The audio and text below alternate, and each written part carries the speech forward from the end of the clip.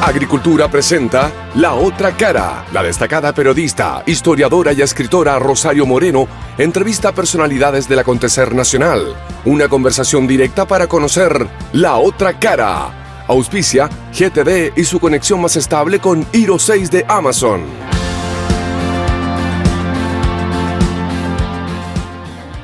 Hola, muy buenos días. Aquí estamos en La Otra Cara. Muy contenta. Llegó marzo. Y con la llegada de marzo cumplimos un año de programa. ¿Cómo se pasa el tiempo? Espero que hayan muchos aniversarios más, que el llegar a sus casas o donde estén les haya gustado, se hayan informado, se hayan entretenido. Esperemos que eso sea así. Y bueno, también siempre hay mucho que mejorar. Pero en este aniversario estamos con un tremendo invitado. Vamos a hablar de educación. Bueno, ya entraron los niños a la educación, los universitarios también, la mayoría, y estamos con Raúl Figueroa, que es director ejecutivo del Instituto UNAP de Políticas Públicas y exministro de Educación de Sebastián Piñera, segundo gobierno. Fue primero subsecretario, lo hizo, parece que muy bien, y por eso el señor Sebastián Piñera lo subió a ministro. Muy buenos días, Raúl. Muy buenos días, Rosario. Muchas gracias por la invitación. Felicidades por este aniversario. Gracias. Ojalá cumplan muchos más y sigan cumpliendo esta labor tan importante de comunicar temas relevantes. Gracias. Raúl, revisando Google, ¿ya? Uno ve una cantidad de entrevistas suyas impactante, o sea, y el ministro Ávila, escasas. ¿Echa de menos el cargo? A ver, es un cargo precioso, muy difícil, muy complejo, pero tiene una combinación de factores que lo hacen tremendamente atractivo. El más importante es que te da una oportunidad única de trabajar para el bienestar de millones de personas. Son 3,5 millones de alumnos en el sistema escolar, 1.200.000 en la educación superior. Tiene que ver no solo con la educación, también con temas de logística, la alimentación. Por lo tanto, ese es el trabajo donde tus decisiones impactan de una manera muy fuerte y te obliga, por lo tanto, a entregarte. Y le puedes cambiar la vida. Le puedes cambiar la vida si lo haces bien, y si cometes errores, también tiene un impacto del cual uno tiene que cuidarse mucho, y por tanto te obliga a estar con todos tus sentidos siempre alerta, y te da la oportunidad de que tus capacidades estén al servicio de otra gente. Ya, pero Raúl, la pregunta es... Y en términos, de términos como profesionales, ciertamente es muy marcador, porque claro, de partida cuando uno ya está afuera, empiezas a analizar las cosas con otro prisma, logras de alguna manera identificar también con una mirada que cuando uno está en el cargo la necesita. Es súper importante lo que te dicen de afuera, ¿cierto? Entonces, cuando tú miras de afuera y dices, oye, aquí se podría poner un énfasis, se podría priorizar, hoy día tenemos un problema grave, y es que no hay prioridades claras. Ya, pero si ya vamos a ir a eso. Entonces dan ganas de ir a meterse, sí. Sí, ya, dan ganas de ir a meterse. Sí. Ya. Y más encima me imagino que dan ganas de ir a meterse cuando uno crió una guagua, ya, durante 4 años estuvo ahí, entregó un niño de 4 años y deja a ese niño y ahora ve de afuera cómo están tratando a ese niño. ¿Qué pasa con eso? Claro, bueno, efectivamente ese es el punto, porque educación es muy difícil y requiere una lógica de Estado para que aquellas cosas que se hacen bien se mantengan, las que se puedan mejorar se perfeccionen, y obviamente se vayan creando nuevos programas que apunten en esa dirección correcta. Y es muy complejo cuando tú ves que hay ciertas cosas que se han hecho bien, que se empiezan a poner en duda, sin fundamentos claros. Lo que pasó, por ejemplo, con los liceos bicentenarios, podremos conversar de eso. ¿Duele? Más que duela, molesta, digamos, porque no es una cosa personal. Cuando dice duele, claro, es como que a uno le duele personalmente. Es más bien una cuestión de molestia, porque no es la manera correcta de hacer buena política pública. Y uno esperaría, digamos, ¿Qué es lo que más le ha molestado? A ver, son varias cosas. Ya, pero la que sí más, así que le arde el estómago. No, a mí lo que más me ha molestado ha sido ver un poco la forma en que... Tú te acordarás que durante los 2 años más fuertes de la pandemia, nosotros hicimos un esfuerzo enorme, primero por darle continuidad al proceso educativo y luego por recuperar las clases presenciales, que era una cuestión esencial. Sí. Y era evidente que ese esfuerzo tenía que hacerse. Y tuvimos una resistencia de grupos políticos Partiendo por el colegio y de profesional. intereses gremiales, que fue brutal. Pero fue brutal, fue más dura, digamos, porque todos sabían el efecto negativo que iba a tener esa resistencia, y de hecho lo tuvo.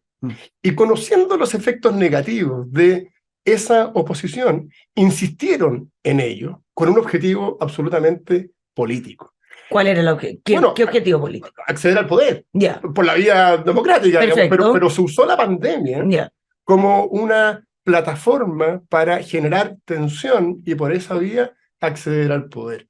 Yo creo que, y eso fue muy duro porque el efecto negativo que tuvo en los niños, en los jóvenes, desde el punto de vista de los aprendizajes, desde el punto de vista de su salud mental, fue brutal. O sea, se usó a los niños. Exacto, y eso, y ahora tú empiezas a escuchar declaraciones, mira, en realidad parece que nos equivocamos, pero a mí me parece muy bien que la gente reconozca sus errores, pero en este caso específico... Pero sabían que se iban a equivocar. Ese es el punto. En este caso específico, toda la información que la tenían a más personas inteligentes, que saben manejar los datos, que conocían la experiencia internacional, era evidente que oponerse a la apertura de las escuelas iba a significar un daño tremendo.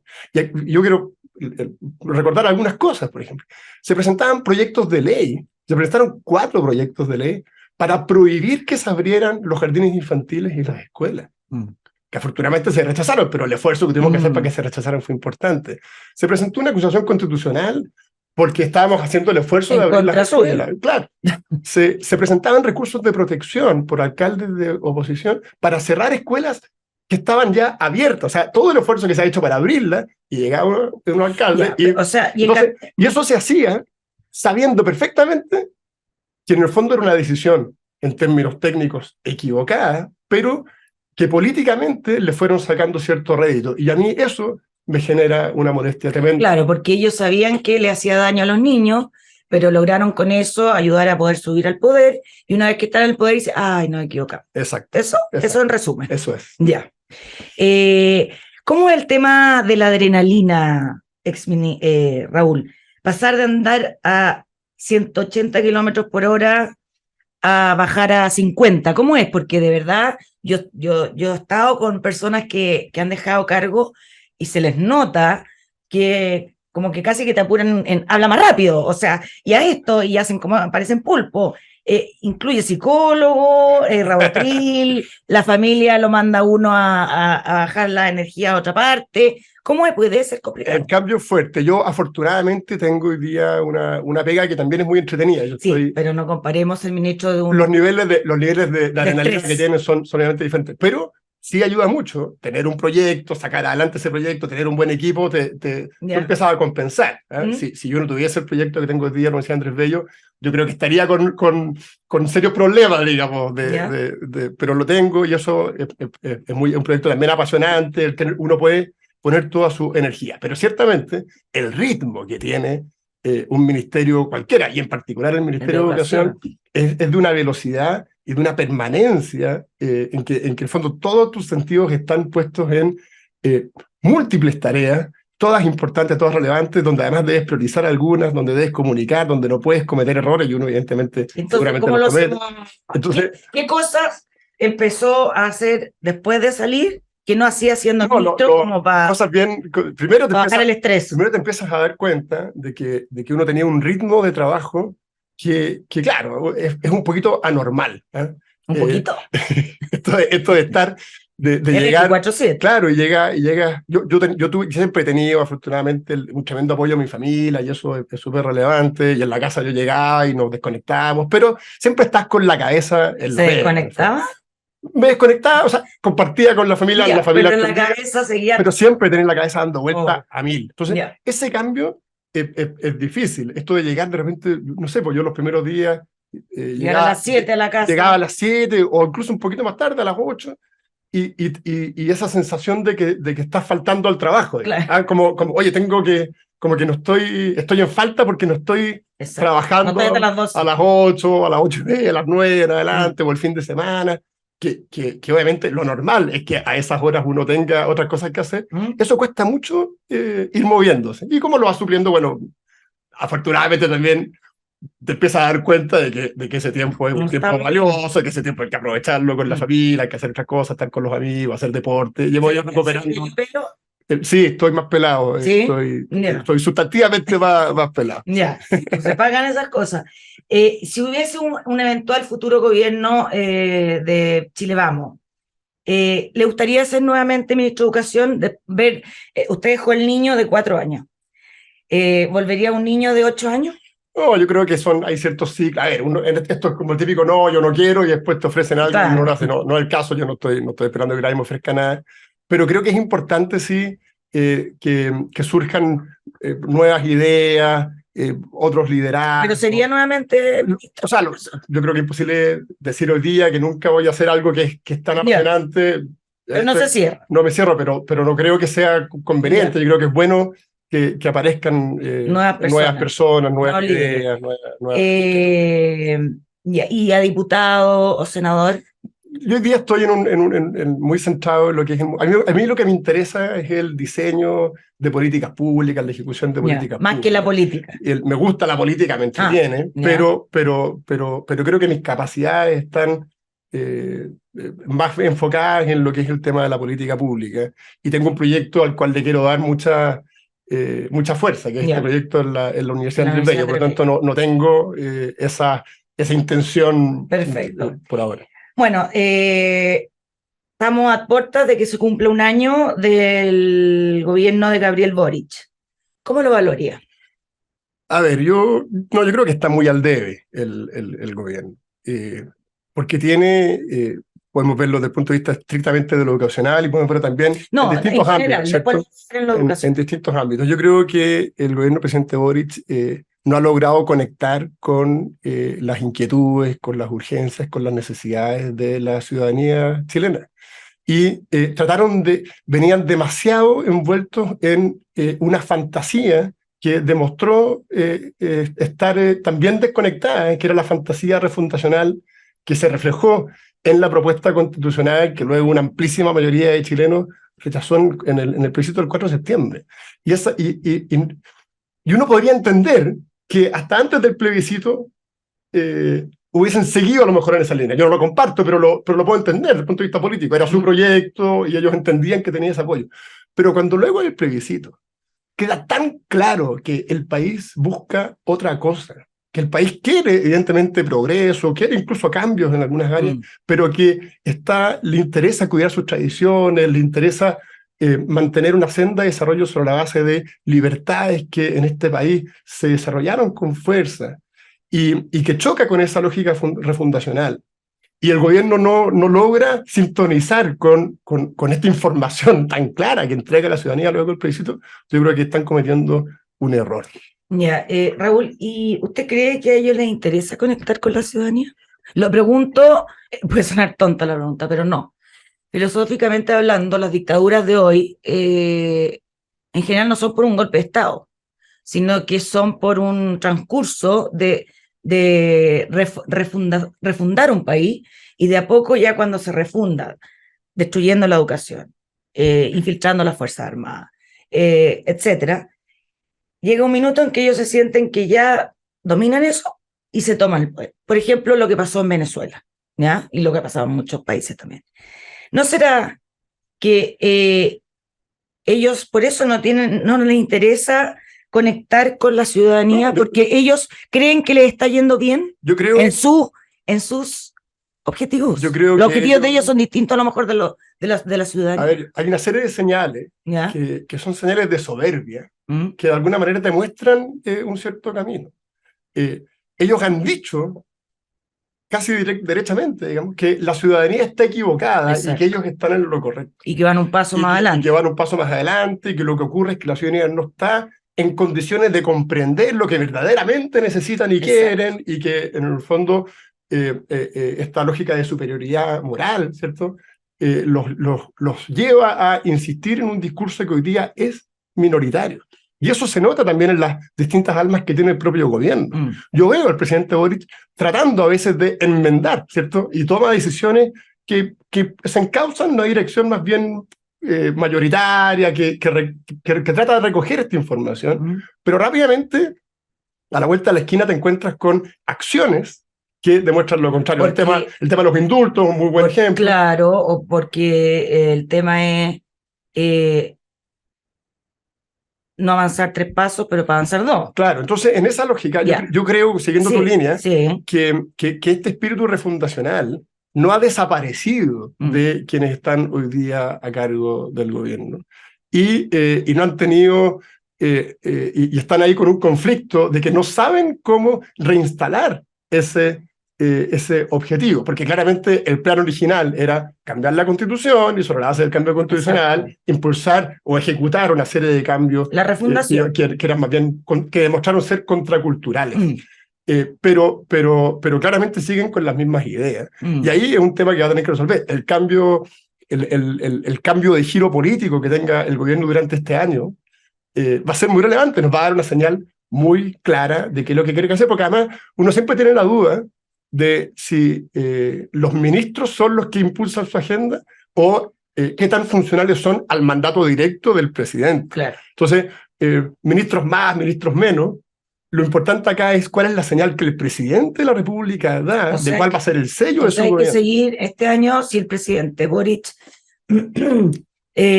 sigue, porque él tiene una pelea interna, claramente, de si hacerle caso a la realidad o cambiar la realidad según lo que él piensa. Ese es el tema. Entonces, en ese sentido, usted dice que este año va a haber un cambio en que él se tiene que definir si va por la puerta A o por la puerta B. Efectivamente, yo creo que el nuevo proceso constitucional da un nuevo marco. El país entiende de que los errores del proceso que fracasó no se pueden volver a corregir. Y todos esperamos que este proceso se encauce en una línea donde se perfeccione aquello que tenga que perfeccionarse, pero donde se mantengan las raíces de libertades, de desarrollo, de progreso, que en los últimos 30 años fueron bastante evidentes en Chile. Ese conflicto, el presidente y su equipo va a tener que despejarlo, ¿cierto? Va a tener que despejarlo. Y creo que sería un tremendo error que desde el gobierno se incorpore una tensión que el país dio por zanjada luego del plebiscito del 4 de septiembre. El país zanjó esa discusión. Dijo, a ver, incluso fue interesante. Yo lo personal, yo voté rechazo en el proceso. En el último. Y creo que es importante que, en el fondo, sacar conclusiones interesantes de lo que se aprendió durante el proceso constituyente. El país aprendió muchas cosas. ¿Pero ellos quieren aprender? Bueno, y esa es la pregunta. Yo espero que también saquen conclusiones de ese proceso y se den cuenta que este objetivo de cambiar absolutamente todos los fundamentos de una nación es un objetivo que no solo no es compartido, sino que además es un objetivo equivocado. Y tienen tiempo para corregirlo, pero depende obviamente del gobierno demostrar si están en condiciones o no de cambiar. Pero es difícil cambiar la ideología de uno. Es difícil, pero también hay que entender de que el presidente fue, en el fondo, la masa crítica de apoyo es un 25%. El apoyo irrestricto que tiene el presidente Boric es el apoyo que tuvo en la primera vuelta. En la segunda vuelta, lo que hizo fue captar apoyo, pero que no sintonizan necesariamente con eso. Y por lo tanto, él tiene, incluso desde el punto de vista político, una oportunidad importante de girar, ¿cierto?, en torno a la base de apoyo más amplia, que es distinta a esa lógica refundacional, que es pequeña y que demostró, y que al menos, y que claramente, digamos, no tiene el apoyo cultural de este país, que a mi juicio, insisto, se manifestó con fuerza en el plebiscito. Perfecto. Nos están diciendo que tenemos que ir a la primera pausa comercial. Estamos conversando con Raúl Figueroa, exministro de Educación del gobierno recién saliente. Vamos y volvemos. En Agricultura estamos presentando La Otra Cara con Rosario Moreno.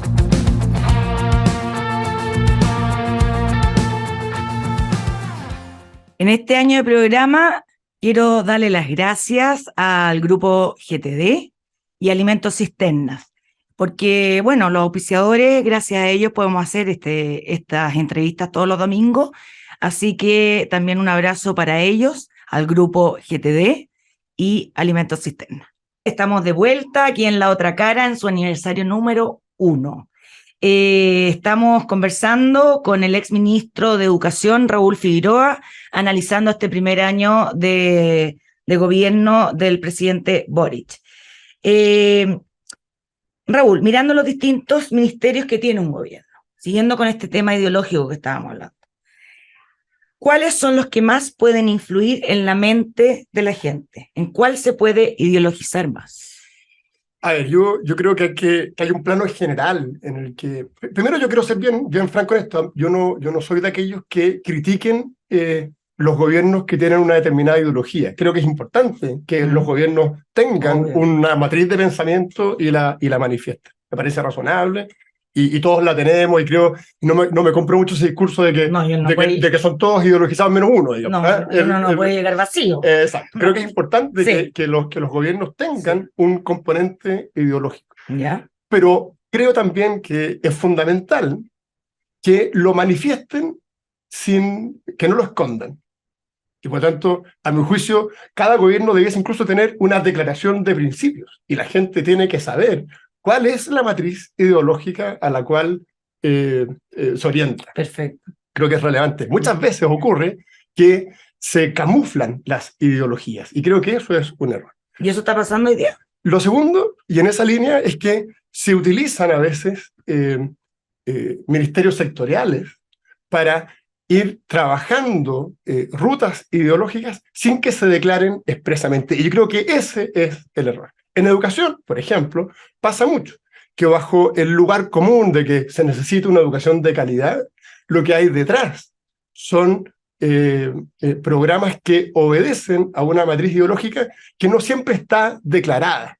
Yo, por ejemplo, la declaro. Yo creo que es importante tener un sistema educativo que apunte a que cada persona desarrolle al máximo todas sus capacidades y que sea coherente con los fundamentos de una sociedad libre. Y por lo tanto, creo que bajo esa lógica es importante tener un sistema mixto en que el Estado no monopolice la educación, en que la diversidad de proyectos educativos sea una realidad constante, se promueva, se cultive. ¿Y en este primer año qué ha visto usted en educación? ¿Que se ha camuflado alguna...? Yo lo que he visto es que por razones entre ideológicas y también de una cierta entrega a las presiones de ciertos grupos, la agenda apunta a beneficiar a algunos grupos de interés y a generar algunos cambios que en la práctica le van quitando estos espacios de autonomía y libertad al sistema educativo, que pueden ser menores, pero que en realidad, si tú miras el discurso del ministerio, el ministro ha insistido en una lógica de un cambio de paradigma. Exacto. Después no se vio explicarlo. No, porque lo que explicó no era nada de cambio de paradigma. Lo que explicó no era un cambio paradigmático. No, para nada. Eran 3 medidas. Le quedaba un poco grande el paradigma. Pero lo que sí te das cuenta es que si se insiste en el cambio de paradigma, es en el fondo lo que están transmitiendo es que las bases fundamentales del modelo, que en Chile es un modelo centrado en las libertades, debiesen cambiar. Entonces, yo soy de la idea es que no usemos palabras rimbombantes, que seamos claros, que digamos, queremos un sistema donde las personas estén en el centro y puedan ejercer su libertad con fuerza, o quieren un sistema en el que el Estado entre a sustituir ciertos aspectos que son propios del individuo, y eso que se declare, y las personas entonces tomen decisiones sobre la base de información. Y lo que uno ve es que esta cosa va por eso, ¿se están metiendo en lo que piensa el individuo? Yo creo que no tienen la capacidad. Yo creo que quisieran hacerlo, no han tenido la capacidad para hacerlo. ¿No? El proyecto constituyente fracasado iba muy claramente en esa dirección, en dotar de derechos al Estado y privar de libertades a los individuos en distintos ámbitos. Como fracasó ese proyecto, la agenda también que quería hacer funcional a eso se debilitó, pero aunque no con tanta fuerza, si tú empiezas a ver distintos instrumentos, te vas dando cuenta que son ajustes menores, pero que apuntan a un cambio más radical. ¿Qué pasó, Raúl, cuando usted dio la entrevista extendida del ministro Ávila de Educación en el Mercurio hace unas 2 semanas, en la que dijo que una gran importancia que le iban a dar ellos era la educación integral de los niños? Y, por ejemplo, no se refirió o ahondó en cómo van a sacar adelante a los niños luego de la pandemia, Claro. que es como una patada en el estómago, ¿o no? Sí, él se refirió a la necesidad de una alfabetización en sexualidad, ¿no? Claro. Y, a ver, y esto, claro, hay dos temas, uno como político del momento y otro más de fondo, abordemos los dos. Primero el del... Quiero agregar que esta semana hubo un foro, Gobernar es Educar, donde estuvo el expresidente Piñera, estuvo usted, estuvo Mariana Elwin, exministra, y la exministra Adriana del Piano. Y Adriana del Piano dijo que hoy en la malla se enseña el tema sexual y que claramente no hay una prioridad de tema sexual en este minuto. O sea, lo está diciendo la ministra del segundo gobierno de Bachelet. Entonces, ¿qué pasa cuando uno ve que es como el nuevo incendio? El incendio está arrasando, y uno dice, tengo que arreglar, y sale el ministro diciendo que son los conejos. Aquí sale el ministro diciendo que no, que lo importante es ver la alfabetización sexual.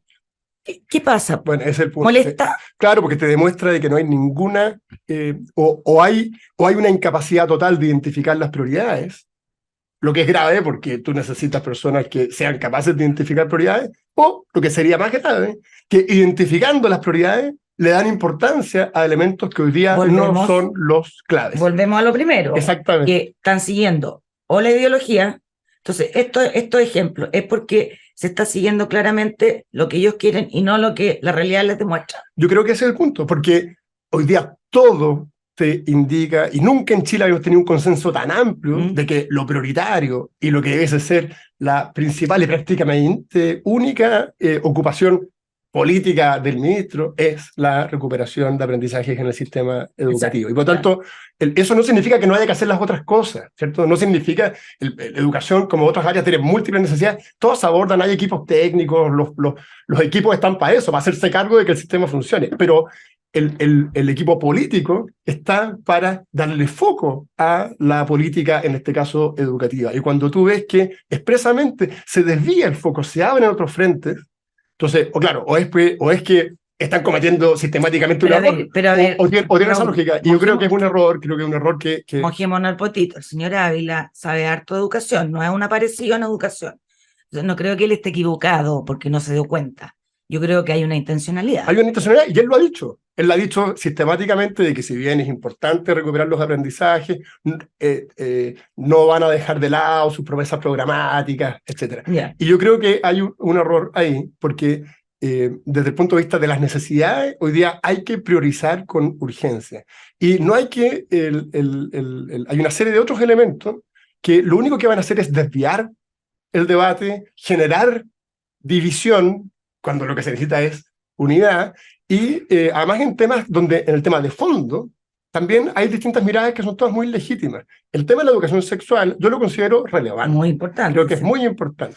Pero creo que, y de hecho está abordado hoy día en el currículum a partir de primero básico, sí. O sea, no es que no exista, hay un ramo de orientación, el profesor jefe tiene la obligación de mantenerlo, etc.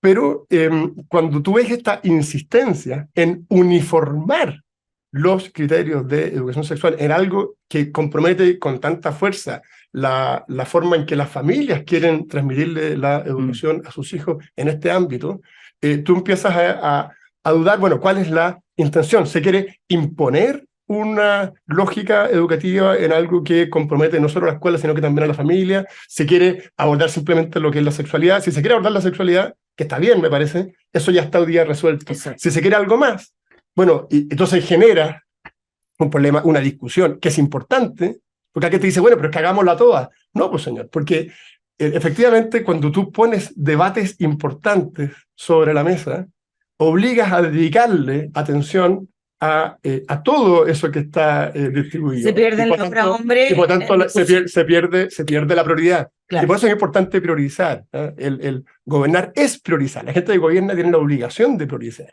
Esto no, cuando uno prioriza no significa que otras cosas no sean relevantes. Claro, pero Raúl, entonces claro, cuando hasta Adriana del Piano, que fue ministra del segundo gobierno de Bachelet, que fue bastante distinto a Bachelet 1, dice que no es la prioridad, que ya esto, claramente hay una intención, ¿o no? Le preguntó a usted, de querer ideologizar a los niños. O sea, yo creo que hay una intención de imponer una agenda Ahora esa agenda tiene que discutirse, por lo tanto no está en condiciones el ministerio de imponerla, lo que me parece muy sano, digamos, porque tiene que discutirse. Bueno, pero tiene la ¿ah? intención. Pero hay una intención de imponer una agenda que hoy día no es prioritaria, y claro, ese es el punto, que cuando las prioridades están tan claramente identificadas y tú insistes en una agenda distinta, Es muy obvio. Es obvio, digamos, que hay un afán de insistir no pasa colado. No.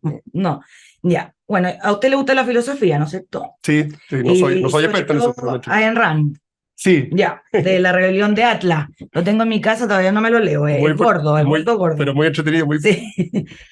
Filosóficamente hablando, ¿cómo uno podría explicar lo que está queriendo hacer o no está queriendo hacer el Ministerio de Educación? A ver, yo creo que es fundamental tener un sistema educativo que permita que las personas desarrollen al máximo sus capacidades y que formen individuos en libertad para una sociedad libre. Y en el caso chileno, nosotros tenemos un sistema que es un reflejo también de esa sociedad libre. La libertad de enseñanza en Chile ha tenido un desarrollo importantísimo, que se manifiesta fundamentalmente en la existencia de un sistema diverso, donde existen una amplia gama de proyectos educativos y las familias, que son los principales educadores de sus hijos, tienen la posibilidad de escoger, con limitaciones ciertamente, pero de escoger entre esta diversidad de proyectos educativos. Ese tema, y aquí lo voy a llevar más bien a lo que fue la discusión constituyente, que sabemos estaba muy en sintonía con lo que eran los planes. Es una especie de dictadura ideológica impuesta a los niños si esto resultara. Yo creo que no se puede llegar a ese extremo, no se puede llegar a ese extremo, pero sí existe un afán de, directa o indirectamente, limitar las autonomías de los proyectos educativos para que puedan desarrollar esos proyectos y para apuntar a una homogeneidad en el proceso educativo. Cuando tú homogenizas en demasía el proceso educativo, lo que haces es limitar las posibilidades de desarrollo individual. Y ciertamente, claro, eso se traduce luego en una mirada única y la imposición de una mirada única. Entonces, más que ideologizar, es más bien una mirada, y que insisto, esto se dio con mucha claridad en lo que fue el debate constitucional, una mirada homogeneizante, y donde el control de esa única mirada lo tienen quienes administran el aparato estatal. Siempre es importante, a mí me gusta hacer la diferencia entre el Estado y quienes dirigen el Estado, porque el Estado no es una cosa como... el Estado siempre tiene personas detrás, y por lo tanto, cuando tú le entregas demasiado poder al aparato estatal, lo que estás haciendo es entregarle ese demasiado poder a quienes logran capturar el aparato estatal. Y por eso mecanismos políticos que aseguran la alternancia del poder son tan relevantes, porque permite que desde el Estado no se impongan miradas únicas. Y en educación pasa un poco eso. Ahora, yo quiero ser bien claro también, yo no veo que el ministerio actual esté en ese afán absoluto, sino que es más bien una discusión ideológico, político, filosófica que está latente y que en el proceso constituyente que fracasó con el rechazo se hizo muy evidente, y que uno esperaría que ahora se zanje en una mirada más liberal. Claro, pero uno ve que después del rechazo, que ganó por un 62%, que se le quedó súper claro, y el ministro sale diciendo esto, es porque no quieren mirar ese resultado. Efectivamente, y ahí donde está esta en el fondo, dicotomía entre lo que tienen que hacer, las prioridades del país, lo que las familias necesitan, lo que quieren, lo que pueden y lo que están pensando. Esta semana también, Raúl, salió una encuesta de la UDD, bastante buena, en que es reveladora, porque se habla un poco de qué quieren los padres en el tema de educación. Y la primera prioridad, reducir la violencia escolar, 78%, seguida por nivelar y mejorar los aprendizajes con el 69%, más cosas, y en el último lugar está fortalecer la educación sexual con un 21%, y recuperar los liceos emblemáticos con un 12%. Nuevamente, la realidad se antepone a la ideología. Es una muestra más de que lo que los mueve, porque ellos también deben tener encuestas. Es una muestra más de... Ustedes hacían encuestas, me imagino. Claro, es una muestra más de la desconexión de la que hablábamos. Claro. O sea, esto demuestra varias cosas. Primero, demuestra que cuando uno habla de que hay ciertas prioridades en el sistema actual, eso no es un capricho, no es que alguien quiera imponer una prioridad que esté, que no sea evidente. Es evidente hoy día que lo prioritario para el sistema, para la familia, es darle estabilidad al sistema educativo, por eso el tema de la violencia, y recuperar los aprendizajes perdidos como consecuencia de las paralizaciones. Pero volvemos a lo mismo. Y te muestra también de que hay de que esta información, digamos, que ahora salta más fuerte con esta encuesta, pero que estaba bien latente, ¿cierto? Cuando tú impulsas medidas que no van en esa línea, lo que queda en evidencia es que tu línea programática, digamos, ha tomado una decisión. Tú optas programáticamente por restarle importancia a lo que es hoy día urgente y necesario y por levantar aspectos que no son tan urgentes, y eso te demuestra también una bajada ideológica, digamos, que hay que tener a la vista. O sea, uno no puede ser ciego, digamos, a la información que te están entregando cuando, ese es el punto, cuando las autoridades cambian las prioridades, lo que están haciendo es también entregarte como información. La información que te entregan es que para el gobierno lo más importante no es lo que hoy día se debe atender con urgencia. Claro. Y es lo que estamos desmenuzando aquí en el programa. Exacto. Sí, y que hay que hacerlo. Nos están diciendo que nos tenemos que ir a la segunda pausa comercial. Se pasa muy rápido. De nuevo vamos a quedar con todas las preguntas sin hacer. Estamos conversando con Raúl Figueroa, exministro de Educación. Vamos y volvemos. En Agricultura estamos presentando La Otra Cara con Rosario Moreno.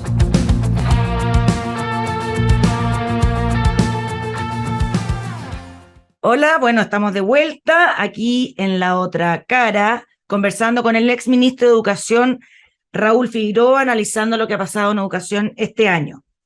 Estamos hablando del tema ideológico, cuando no se quiere mirar la realidad, cuando los papás dicen una cosa, cuando un plebiscito dice otra cosa, pero hay ministros que quieren seguir con la senda que ellos tienen como objetivo, como el caso que se demuestra lo repito por si usted se está integrando recién, en que el ministro Ávila de Educación dice que una de las prioridades va a ser el tema de la educación sexual, cuando en realidad lo que urge en este minuto es nivelar a los niños después de una pandemia en que se perdió mucho. Y en eso quiero decir que una vez que terminó la pandemia, Estados Unidos, al tiro, dijo, a través del gobierno federal vamos a invertir 123.000 millones de dólares, 123.000 millones de dólares, es decir, 2.400 dólares por niño para superar esta situación.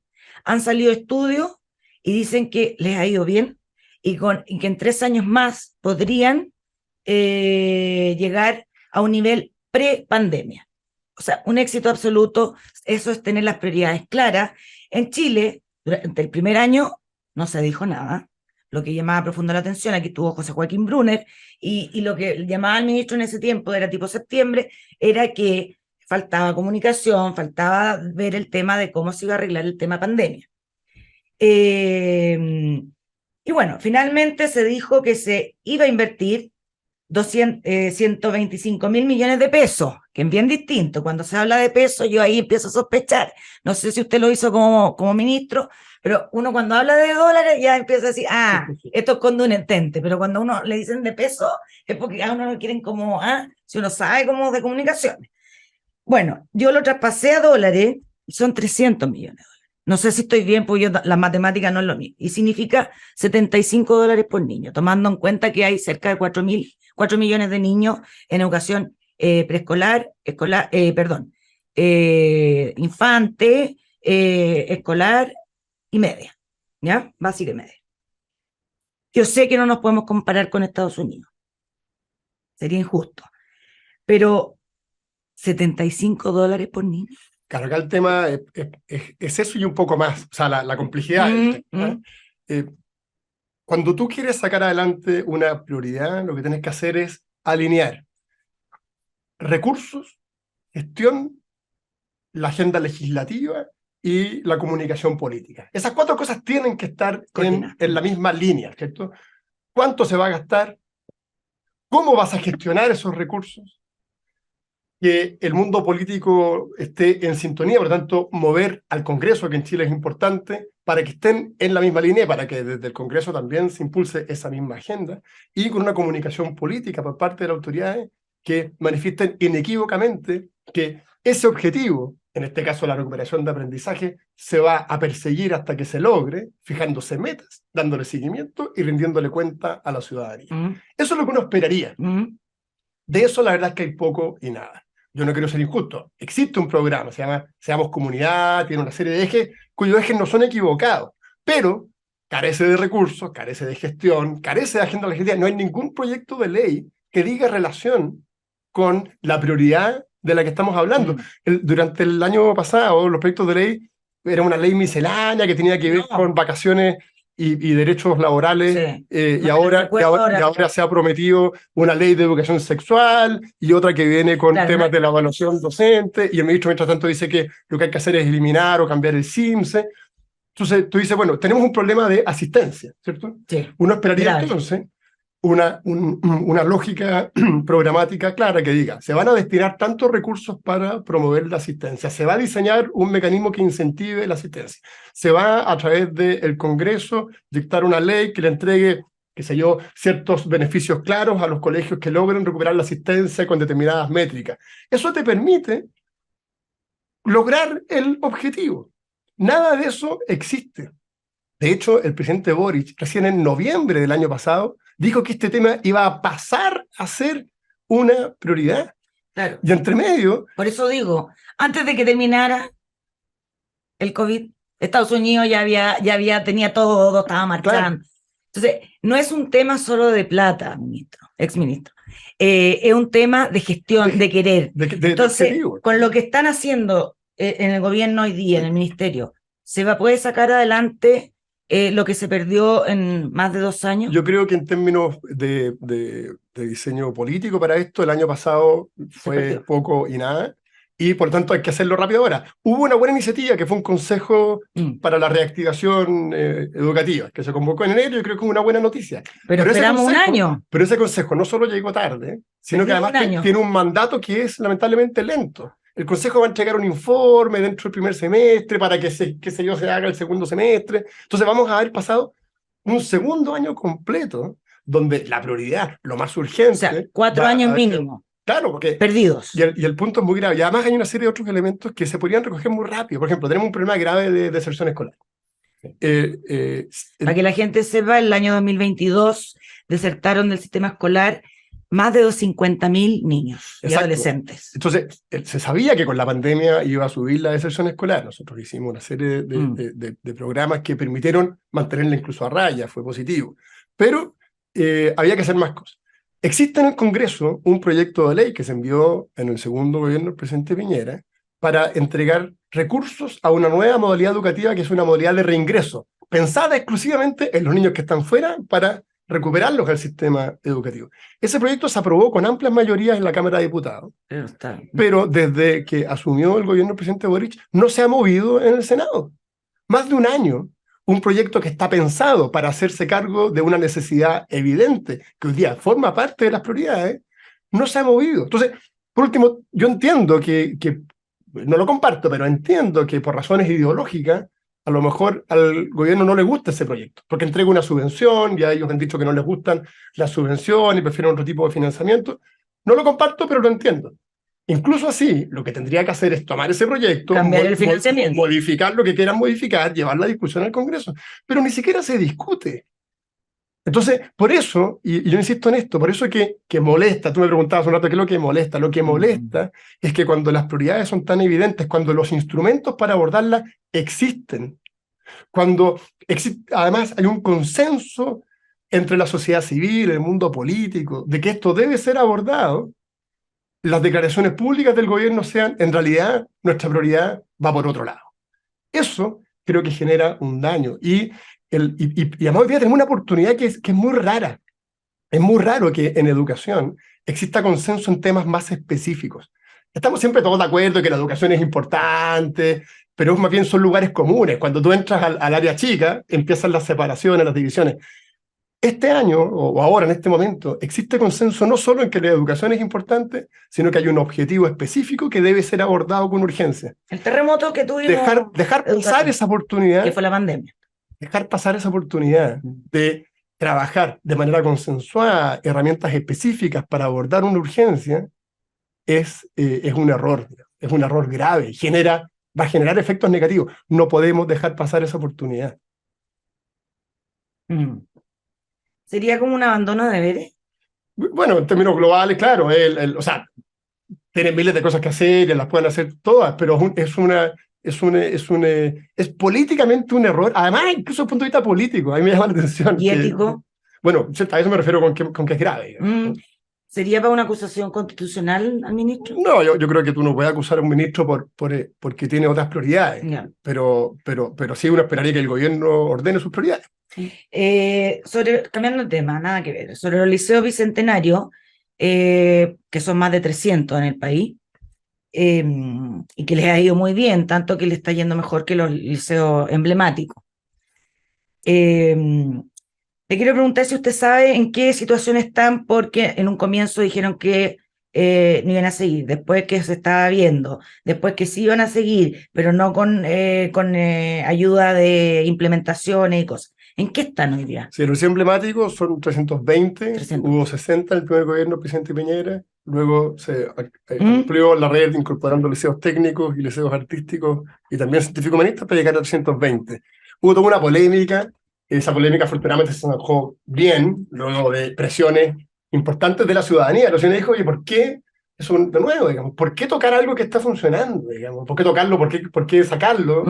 Si está funcionando y si incluso ha tenido efectos Por lo mismo, positivos. porque está funcionando. Claro, entonces, si no estuviera funcionando, ¿usted cree que lo habrían tocado? Claro, no, al contrario, habrían probablemente hecho leña del árbol caído, digamos, pero funciona bien, tienen buenos resultados, la gente los prefiere, son los establecimientos con mayores preferencias por la familia, etc.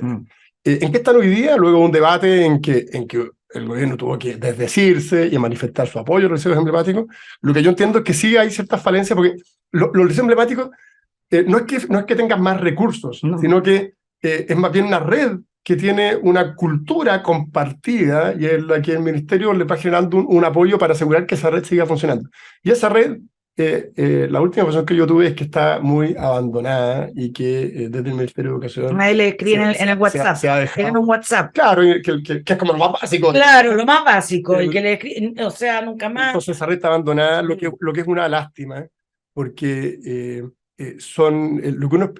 la lógica del Liceo Bicentenario es una lógica, son liceos preciosos porque tienen altísimos niveles de vulnerabilidad, no seleccionan, tienen muy buenos resultados. Hay otro punto, un compromiso muy férreo de las comunidades educativas, y uno quisiera que esa cultura de altas expectativas, de compromiso, de resultados, se extienda al resto del sistema. Pero para eso tú tienes que mantenerla, desarrollarla, promoverla. Y en la misma entrevista que citamos en delante, en el Mercurio, le preguntaron al ministro de por qué los liceos emblemáticos habían bajado tanto de calidad. Bueno, él dio la razón, que era muy importante, según lo que él dijo, por el tema de la ley de inclusión. Pero lo que no dijo el ministro es que la ley de inclusión es para todos. O sea, a los liceos bicentenarios también se aplica la ley de inclusión. Entonces, ¿por qué en un liceo bicentenario no queman y en un liceo emblemático yo queman? Yo creo que esa explicación es una mala explicación. Bueno, es una mala explicación por diversas razones. Primero, porque o sea, ¿cuál es la lectura? ¿Que la ley de inclusión tiene efectos negativos? Digamos, esa sería una lectura muy rara, digamos. No, yo creo que puede ir enfocado a que la gente no estemos informados y uno se trae la... Yo creo que el tema con los liceos emblemáticos es grave, es complejo, pero hay ciertos datos muy, muy cortitos que es importante tenerlos en vista. El Instituto Nacional, hubo un informe del año 2016 que mostraba que un alumno de cuarto medio del Instituto Nacional, que entró en séptimo básico, había perdido 13 meses de clases durante toda su trayectoria en enseñanza media. 13 meses de clases. El año 2011, con los paros promovidos por quienes hoy día están en el gobierno, la educación pública perdió 138 días de clases en un año. El año 2019, consecuencia de los paros promovidos por el Colegio de Profesores y la violencia de octubre, la educación pública perdió 1 mes y medio de clases, el Instituto Nacional perdió 2 meses de clases.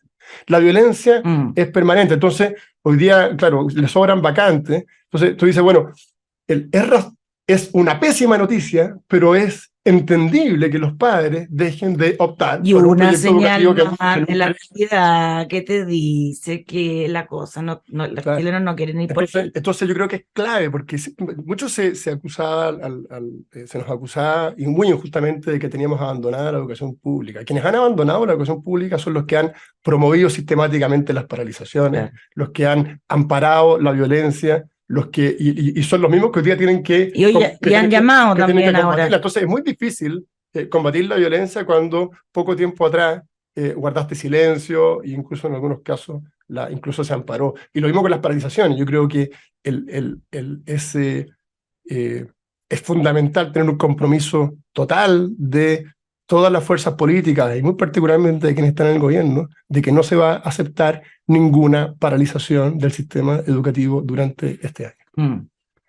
A ver, nos queda poco tiempo, así que nos vamos a saltar mucho, pero no quiero dejar de preguntar. Hablamos en delante que desertaron el año 2022 50.000 niños y adolescentes. ¿Cuánto desertan en un año normal, Raúl? A ver, la deserción escolar es un tema complejo. En Chile teníamos... ¿Cuánto le toca a usted, antes de la pandemia? Son del orden de 38.000. Hay, como siempre, como una población flotante Ya. Que se mantiene, porque hay unos que entran igual. Pero ¿Sí? los niveles de deserción que tenemos hoy día son más altos que los que se dieron, por ejemplo, después del terremoto del 2010. Ya. Que fue bien complejo. Ya, ¿y qué hacer para que porque, a ver, también aquí hemos tenido, a mí me gusta mucho el tema de la educación, y que bueno, que una de las razones por las cuales los niños delinquen o se drogan, una es la violencia familiar y lo otro es la deserción escolar. Entonces, a la larga, cuando se van del colegio, se aburren, no tienen qué hacer, ¿qué hacemos? Se juntan con la pandilla, ya, y ahí sabemos lo que pasa. Entonces, yo sé que hay programas para que los niños vuelvan y todo, pero ¿qué responsabilidad también hay ahí en los padres? Porque una cosa es pedirle a la autoridad, a este gobierno, que sería injusto pedirle que puede que vuelvan todos, o pedirle al alcalde, o pedirle a no sé qué. ¿Por qué no le pedimos a los papás? Es fundamental. ¿Qué pasa ahí? O sea, ya no, el Estado no se puede andar preocupando de que el niñito coma la lechuga, que el niñito ande con zapatos o que no ponga los pies arriba de la mesa. Eso es un tema de los papás.